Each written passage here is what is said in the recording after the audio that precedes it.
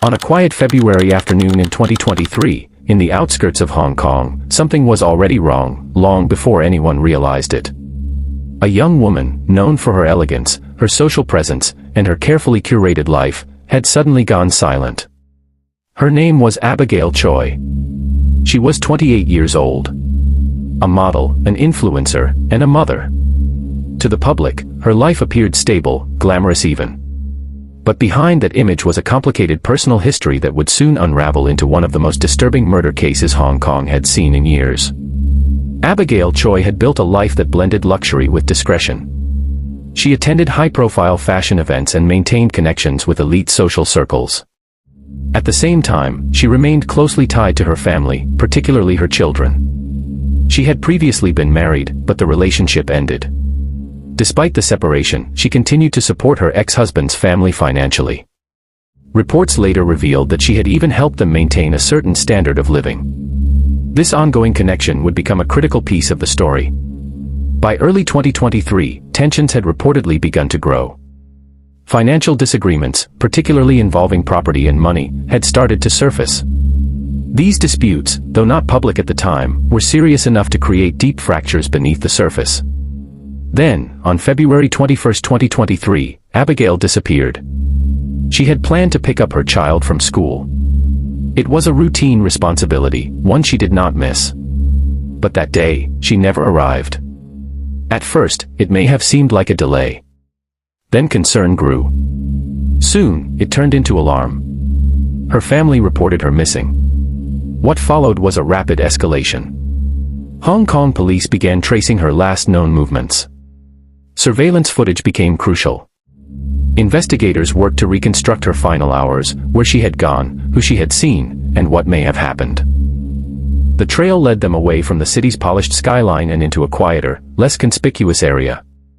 A village house in Lung Mei Tsuen, located in Tai Pa. It was a rented property.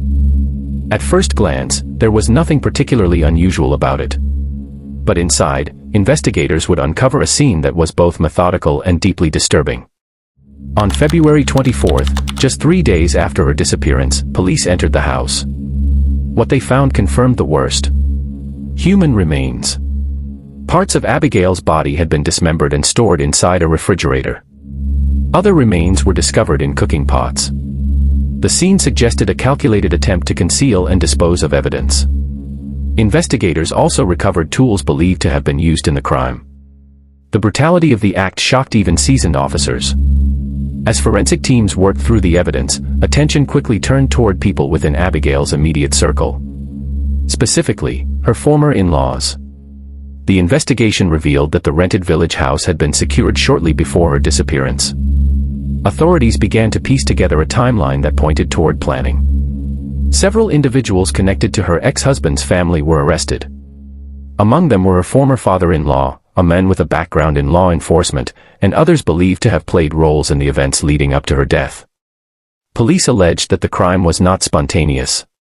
It was organized. They believed Abigail had been lured to the location under false pretenses. Once there, she was attacked. The motive, according to investigators, centered on financial disputes, particularly involving property and assets. The same financial ties that had once kept the families connected now appeared to be at the center of a deadly conflict.